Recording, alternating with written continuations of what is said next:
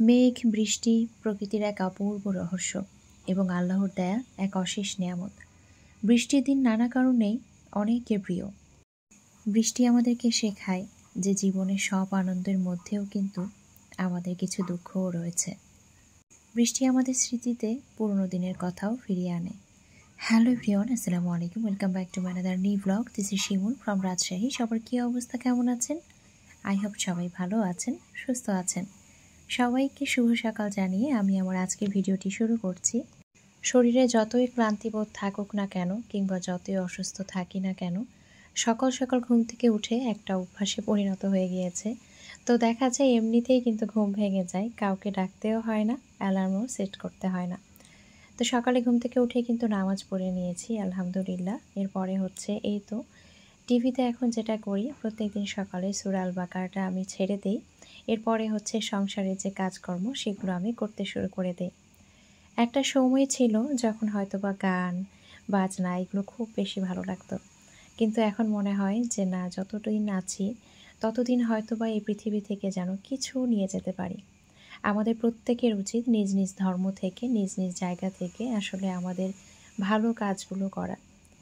তো যারা এই মুহূর্তে আমার ভিডিওটি দেখা শুরু করেছেন তারা প্লিজ একটা লাইক দিয়ে ভিডিওটি কন্টিনিউ করবেন। আর যারা আমার চ্যানেলটি আজকে নতুন ভিজিট করছেন, যদি আমার ভিডিওটি ভালো লেগে থাকে তাহলে আমার চ্যানেলটি সাবস্ক্রাইব করে আমার সঙ্গে থেকে যেতে পারেন। একদম সকাল সকাল যদি কাপড়টা ক্লিন করা যায় তাহলে কিন্তু কাপড়টা তাড়াতাড়ি শুকিয়েও নেওয়া যায়, যেহেতু বৃষ্টিময় দিন। এইদিকে কিন্তু ইছানও ঘুম থেকে উঠে গিয়েছে, তো ইছানের বাবাও ঘুম থেকে উঠে গিয়েছে, আর সারিকা কিন্তু সবার পরে উঠে। তো আমি কিন্তু ওইদিকে রান্নাঘরে বেশ কিছু টাওয়াল হচ্ছে একদম গরম পানি দিয়ে ভিজিয়ে দিয়েছিলাম। তো সেইগুলো আসলে অনেক তেল চিটচিটে হয়, একটু যদি মাঝে মাঝে বা প্রতিদিন ক্লিন করলে তো আরও ভালো, যদি গরম পানি দিয়ে ক্লিন করা যায় দেখা যায় কিন্তু সুন্দর একদম ক্লিন থাকে। তো আমি যেটা করি, বাচ্চাদেরকে একটু খালি পেটে পানি খাওয়ানোর চেষ্টা করি। তো ইছান কিন্তু অভ্যস্ত হয়ে গিয়েছে, তবে সারিকাকে একটু সমস্যা হয় খাওয়াতে।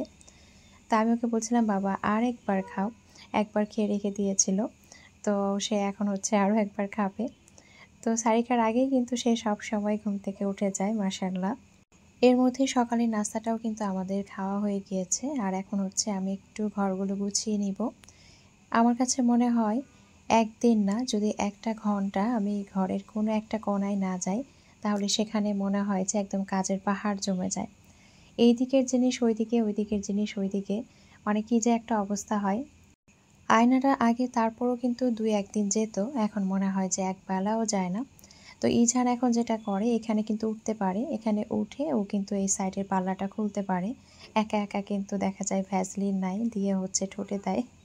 তো এই জন্য কিন্তু গ্লাসে যেহেতু সব সময় টাচ করে, গ্লাস কিন্তু কখনোই ক্লিন থাকে না। তা আসলে এতই বিরক্ত লাগে, মনে হয় যে ক্লিন করে কি করব। তো এটা কিন্তু আমার বলা পর্যন্তই সীমাবদ্ধ থাকে, কাজে কিন্তু পরিণত হয় না, কারণ ক্লিন তো করতেই হবে। বেডশিটটা তুলে নিয়েছি, তো বেডশিটটা চেঞ্জ করে নিচ্ছি। তো এই পার্পল কালারের বেডশিটটা আমার এত ভালো লেগেছে, তো এটা কিন্তু আমি প্রথমেই আমার নিজের জন্য এক পিস রেখে দিয়েছি। আজকে সংসারের অনেক কিছু কেনাকাটা করেছি, তবে একদম কিন্তু নিজের কাছ থেকে কেনাকাটা করেছি। তো বিজনেস করছি এজন্য যে একদম ফ্রি ফ্রি বাসায় রেখে দিই এমনটা না, আমি কিন্তু ঠিক সারিকার বাবার কাছ থেকে টাকা নিয়ে নিই। তো এই কথাটা কিন্তু শুনতে অনেকের কাছে অনেক মজার লাগবে বা হাসি লাগবে, কিন্তু বিজনেস তো বিজনেসই। তো মাঝে মাঝে সারিকার বাবা আমার এই কথা শুনে খুব হাসে, বলে যে তোমারই তো জিনিস, তুমি রেখে দাও। তা আমি বলি না, আমাকে টাকা দিতে হবে, সংসারের জন্য নিচ্ছি, তাহলে তোমার জন্য কিছু ডিসকাউন্ট করে দিচ্ছি, তারপরও দাও। তো মাঝে মাঝে এটা নিয়ে আসলে আমরা খুব হাসাহাসি করি, তবে হ্যাঁ, সে আমাকে পুরো টাকাটাই দিয়ে দেয়। আমার বাসার প্রত্যেকটা বালিশ কিন্তু অনেক নরম, আমি কিন্তু শক্ত বালিশে ঘুমাতে পারি না। আমি না, আসলে আমাদের বাসার কেউ না।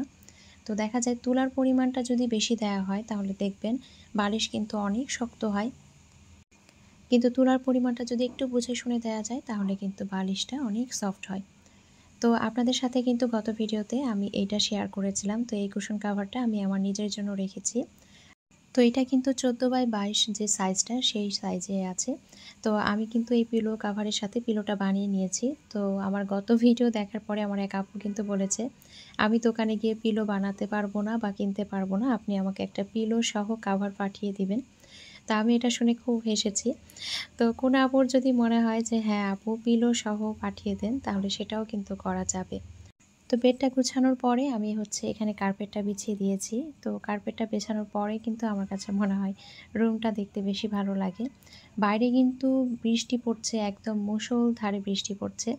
তো যখন বৃষ্টি পড়ে সত্যি ভালো লাগে। একটা বিষয় শুধু খারাপ লাগে, সেটা হচ্ছে কাপড় শুকানোর একটু অসুবিধা হয়, যেহেতু বাসায় ছোট বাচ্চা আছে, এজন্য একটু অসুবিধা হয়। তো এই যে নিচে কিন্তু বৃষ্টির পানিটা একদম চলে গিয়েছে, একটু একটু আছে। আর এদিকে দেখেন আমার কচু গাছটা এত সুন্দর হয়েছে, এত প্রাণবন্ত, এতটাই চমৎকার লাগছিল, একদম চোখের শান্তি এগুলো।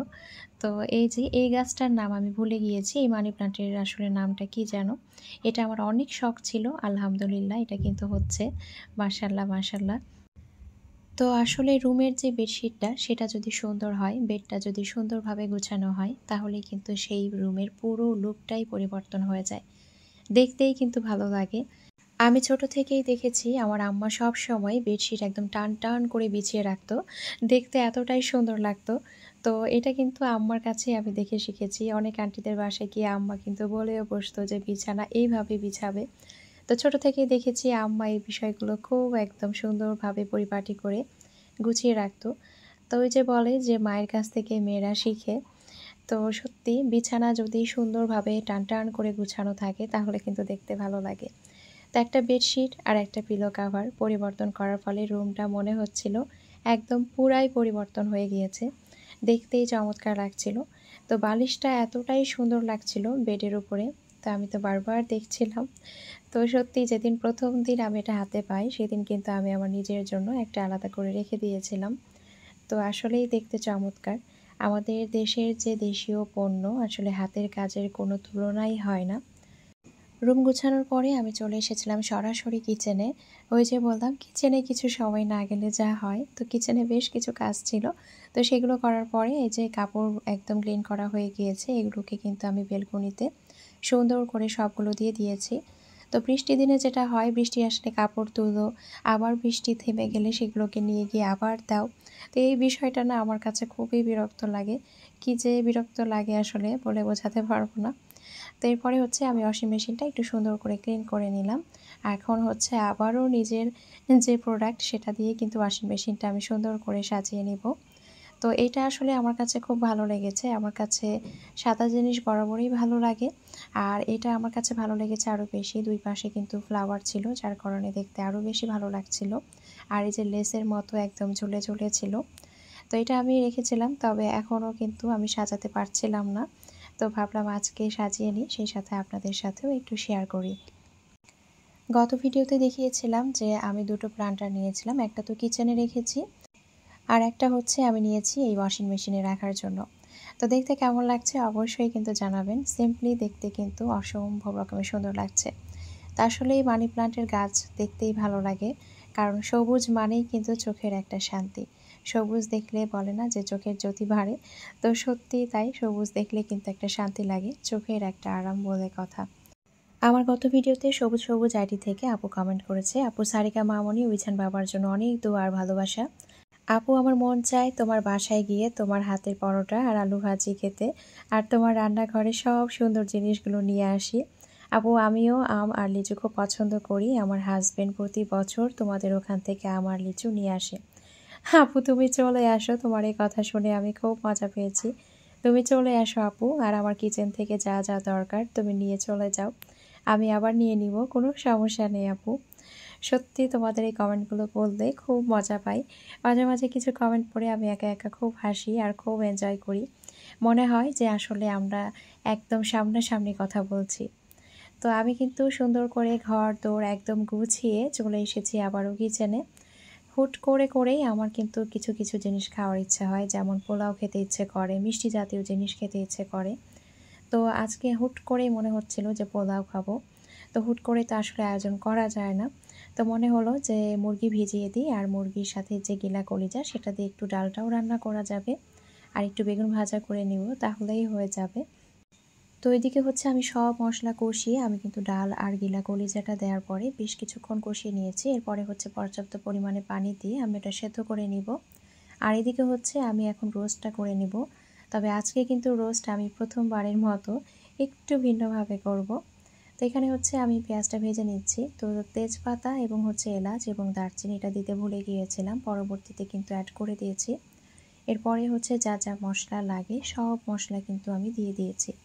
এখন মশলাগুলো খুব ভালোভাবে কষিয়ে নিয়ে আমি মাংসটা দিয়ে নিব। আসলে মশলাটা খুব ভালোভাবে কষিয়ে নিলে যে কোনো খাবারের টেস্ট কিন্তু অনেক বেড়ে যায়। তো আমি কখনো কিন্তু রোস্ট এইভাবে পিস করি না। আজকে মনে হলো যে এইভাবে রোস্টের পিসগুলোকে ভাগে ভাগ করি। অনেক আপুদেরকে দেখি এভাবে কিন্তু করে, তবে আমার কিন্তু কখনোই করা হয়নি। তবে বিশ্বাস করেন, প্রথমবার করেছি, আমার কাছে খুব ভালো লেগেছে খেতে। আমার কাছে মনে হচ্ছিল যে টুকরোগুলো মানে সাইজগুলো একটু ছোট হওয়ার জন্য ভেতরে মশলার পরিমাণটা ভালোভাবে ঢুকেছে এবং টেস্টটাও আমার কাছে মনে হচ্ছিল যে বহু গুণে বেড়ে গিয়েছে। তো মাংসর পিসগুলো দেওয়ার পরে আমি খুব ভালোভাবে কষিয়ে নিয়েছি। এরপরে হচ্ছে আমি একদম 1 মগ দুধ দিয়ে দিয়েছি। এরপরে হচ্ছে আমি এখানে একদম চিনি এবং সেই সাথে হচ্ছে টমেটো সস দিলাম। আমি কিন্তু এখানে কাঁচা দুধটাই অ্যাড করলাম, আমি এখানে কিন্তু কোনো জাল দেয়া দুধ অ্যাড করিনি। তো এখন খুব ভালোভাবে নেড়েচেড়ে এটাকে কিছুক্ষণের জন্য রান্না করে নিব। আমার গত ভিডিওতে হোম অফ ডিলার্স আইডি থেকে আপু কমেন্ট করেছে, আপু শুরুতেই বলবো তুমি পরোটার রানী। আপু পুরো রান্নাঘরটা খুব সুন্দর করে সাজিয়েছো আর পর্দা দেওয়াতে কিন্তু খুব ভালো লাগছে। আপু আমারও আম ভীষণ পছন্দ। সারিকা মামুনির জন্মদিনের অনেক অনেক দোয়া আর ভালোবাসা রইল, আর কুট্টুস বাবাটার জন্য খুব ভালো লেগেছে আপু, অসংখ্য অসংখ্য ধন্যবাদ। তোমার জন্য আমার অনেক অনেক দোয়া আর ভালোবাসা রইল আপু। আপুরা যখন মাঝে মাঝে ফোন দিয়ে বলে যে আপু ইজান কত ছোট ছিল, তখন থেকে তোমার ভিডিও দেখি আর এখন ইজান বাবাটা কত বড় হয়ে গিয়েছে। তো সত্যি যখন আমি এরকমটা শুনি আমার কাছেও মনে হয় আমি তখন কিন্তু একদম গিয়ে দেখি যে আসলে কোন ভিডিওতে ও কতটুকু ছিল। তখন দেখে সত্যি অবাক লাগে যে এত ছোট বাবাটা আমার আস্তে আস্তে বড় হয়ে যাচ্ছে। আর সারিকার কথা তো একদম নাই বললাম, ও তো একদম মাশাআল্লাহ অনেক বড় হয়ে গিয়েছে এবং সে কিন্তু হাইটে এখন আমার সমান।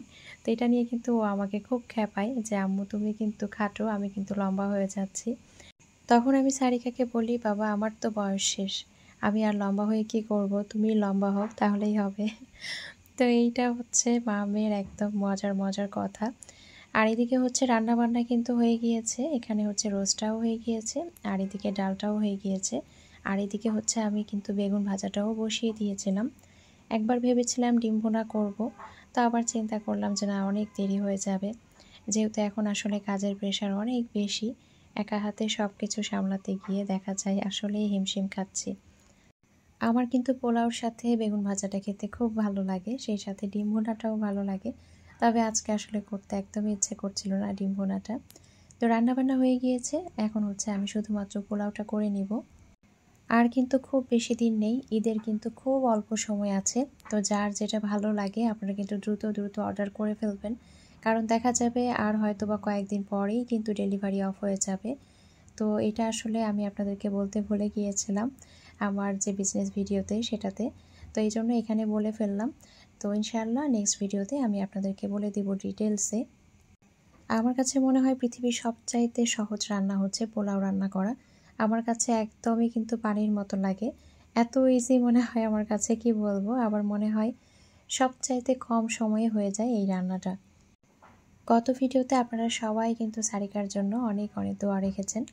তো সারিকার জন্মদিনের পরের দিনই কিন্তু আমাদের অ্যানিভার্সারি ছিল, মানে 16 তারিখ আর আমাদের হচ্ছে 17 তারিখ। তো পরপর দুটো দিন আমাদের একদম স্পেশাল দুটো দিন। তো এখানে আমি হচ্ছে গরম পানিটা দিয়ে দিয়েছি। তো এখানে গরম পানিটা অ্যাড করেছি আমি একদম ডাবল পরিমাণে, আমি কমও দেই না আবার দেখা যায় বেশিও দেই না। তো সামান্য পরিমাণে আমি একটু আদা রসুন বাটা দিয়েছিলাম, খুবই সামান্য পরিমাণে, এবং সেই সাথে হচ্ছে লবণ দিয়েছিলাম। তো এটা হচ্ছে এখন হয়ে গিয়েছে, আমি ঢাকনা দিয়ে ঢেকে দিয়েছি। তো সারিকার বাবা এর মধ্যে চলে এসেছে, আমিও কিন্তু গোসল করে নিয়েছি। তো এরপরে হচ্ছে এখন সবাই মিলে একসাথে খেয়ে নিব। সেই দিন খুব সম্ভবত সারিকাও বাসায় ছিল। তো সারিকার শরীরটাও খুব ভালো যাচ্ছে না, 2 দিন ভালো থাকছে, মনে হচ্ছে আবার অসুস্থ হয়ে যাচ্ছে। তো এই ছিল আমাদের দুপুরে খাবারের আয়োজন। আর এই যে আমাদের সুপারম্যান কিন্তু চলে এসেছে, সেই খাক কিংবা না খাক কিন্তু তাকে তো একদম হাজিরা দিতেই হবে। তো খাওয়া দাওয়া শেষ করার পরে আমি সব কিছু কিন্তু ক্লিন করে ঘরে এসেছি আর তাকে দেখছি এই যে সে এই বালিশটা এত পছন্দ করেছে, তার বালিশে নাকি ঘুমাবে না, এই বালিশেই নাকি ঘুমাবে। তো তার এই মজা দেখে আমিও কিন্তু খুব এনজয় করছিলাম। মাশাআল্লাহ, আসলে বাচ্চাদের যে আনন্দ সেটা দেখতেও কিন্তু ভালো লাগে। তো আজকের ভিডিওটি এখানেই শেষ করছি। সবাই ভালো থাকবেন, সুস্থ থাকবেন, আমাদের জন্য দোয়া রাখবেন, আমার মায়ের জন্য দোয়া রাখবেন। দেখা হয়ে যাবে নেক্সট কোনো ভিডিওতে। আল্লাহ হাফেজ।